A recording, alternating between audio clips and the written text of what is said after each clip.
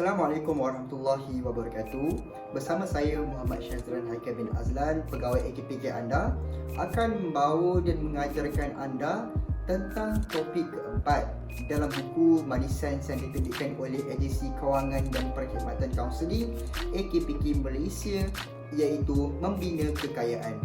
Dalam topik ini, kita akan mempelajari tentang komponen-komponen dan cara-cara yang akan membantu kita untuk membina kekayaan. 3 komponen yang terdapat dalam topik ini ialah keperluan jadikan simpanan wang sebagai amalan harian kita.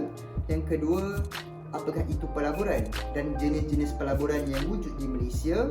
Dan yang ketiga, penipuan kewangan ataupun financial scam yang berlaku di seluruh dunia hari ini. Maka kita akan terus kepada komponen pertama, iaitu simpanan. Apakah itu simpanan?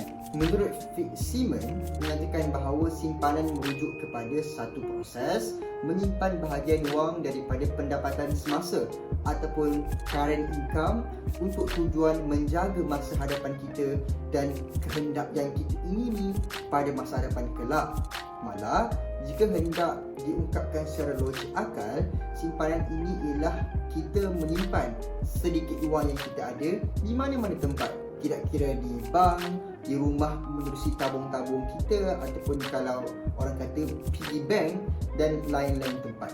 Namun, apa yang membimbangkan saya ialah apabila saya melihat kepada kajian-kajian yang telah dilakukan oleh agensi yang terlibat menunjukkan bahawa status quo semasa tabiat rakyat Malaysia dalam menyimpan wang amat membimbangkan, kerana melihatkan kepada laporan kajian Bank Negara Malaysia menyatakan bahawa sebanyak 75% daripada rakyat Malaysia tidak pun mempunyai simpanan sekurang-kurangnya RM1,000 Malaysia.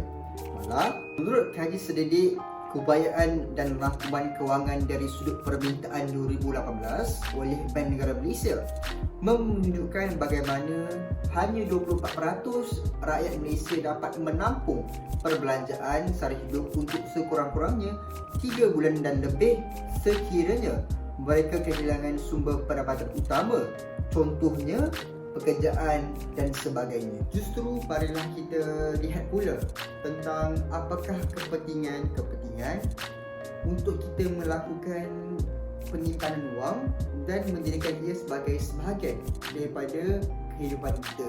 Terdapat 3 kepentingan utama yang ingin saya utarakan kepada anda pada hari ini. Pertamanya ialah apabila kita melakukan simpanan kewangan ataupun menabung, kita dapat menggunakannya sewaktu ahli-ahli keluarga kita ataupun diri kita sendiri dimasukkan ke hospital disebabkan kemalangan, disebabkan sakit dan sebagainya. Apa rasa macam mana hari ni? Tak apalah, rehat je kan. Jadi inilah salah satu contoh kepentingan kita melakukan simpanan supaya sewaktu ahli keluarga kita sedang sakit, kita boleh gunakannya untuk membayari kos-kos rawatan. Yang kedua, apabila kita melakukan tabungan ataupun menyimpan wang ini, kita dapat gunakan ia sewaktu berlaku kemalangan, tidak kira kemalangan kenderaan ataupun kemalangan rumah, kebakaran dan sebagainya, ataupun apa-apa jua jenis kemalangan yang berlaku dalam hidup kita. Kepentingan ketiga ialah kita dapat menyambung kelangsungan hidup andai kata kita dibuang kerja, kerana melihatkan kepada situasi semasa yang amat membimbangkan di era pasca COVID-19 ini. Bagaimana kita lihat di berita, di laman sosial dan sebagainya, menunjukkan bagaimana berlakunya peningkatan yang cukup ketara terhadap rakyat Malaysia yang dibuang kerja, diberhentikan dan sebagainya.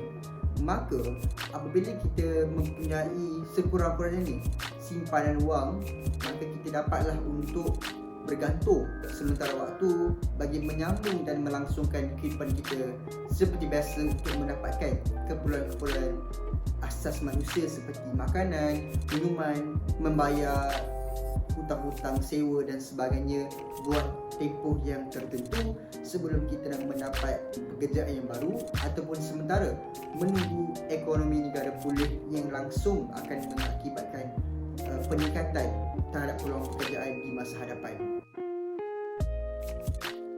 Hai, hari ni dapat surat berhenti kerja daripada bos pula. Hai, tension betul lah hidup lepas COVID-19 ni.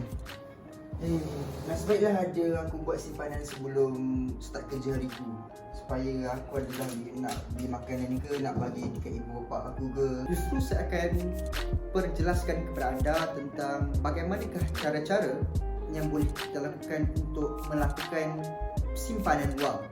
Terdapat 3 cara yang mudah untuk kita lakukan penyimpanan wang. Pertamanya ialah dengan menyimpan wang di rumah.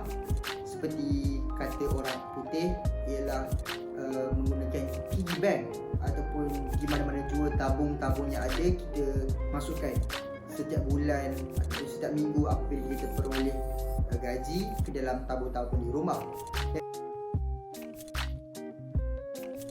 Assalamualaikum. Salam. Mel, kau dari mana ni? Aku daripada kerja ni, bawa balik. Oh ya, kerja macam mana sekarang so far? Okey lah, cuma hari ni bos bagi banyak sikit kerja, so stress sikit. Tapi tak apalah, ni untuk duit kahwin kan. Oh ya, agak kau cakap hari tu nak kahwin tahun depan. So macam mana progress? Tu lah, aku memang buat planning pun untuk tahun depan. Tapi itulah, aku start slow-slow untuk simpan duit daripada sekarang. So, inilah cara untuk menyimpan duit. Oh, kau simpan kat rumah ha? Sikit-sikit lama-lama jadi dikit. Betul tu. Sebab itulah kita kena menyimpan dari sekarang supaya kita dapat gunakan kalau waktu yang kita perlukan. Ya, betul. Yang kedua, boleh kita masukkan duit ke mesin cash deposit machine ataupun CDM yang membolehkan kita untuk menyimpan ia ke dalam bank. Dan yang ketiga ialah mewujudkan ataupun melakukan simpanan automatik, yang mana kita akan menyuruh pihak dan pegawai bank untuk mengeluarkan beberapa peratus, dan disarankan oleh AKPK sebanyak 10% untuk kita agihkan ataupun kita keluarkan daripada gaji bulanan secara automatik. Apabila kita sudah melakukan simpanan wang, sudah tentunya kita bukan hanya ingin menyimpan semata-mata, namun kita juga inginkan wang itu bekerja untuk kita dan wang itu menghasilkan pulangan yang meningkat sampai tahun. Justru kita melihat pula kepada komponen kedua dalam topik 4 ini, iaitu pelaburan. Pertama-tamanya, apakah itu pelaburan? Menurut Kamus Pelaburan Keluaran Dewan Bahasa dan Pustaka mendefinisikan bahawa pelaburan itu sebagai penggunaan wang ataupun dana bagi aktiviti tertentu yang diharapkan akan menghasilkan pulangan yang lebih pada masa hadapan. Ataupun dengan kata mudahnya, pelaburan ini ialah apabila kita letakkan sejumlah wang ke tempat-tempat tertentu, ke akaun tertentu ataupun pihak yang tertentu, yang akan mengakibatkan wang itu akan bekerja untuk kita dan kita akan mendapat perolehan wang yang meningkat pada satu masa hadapan kelak nanti.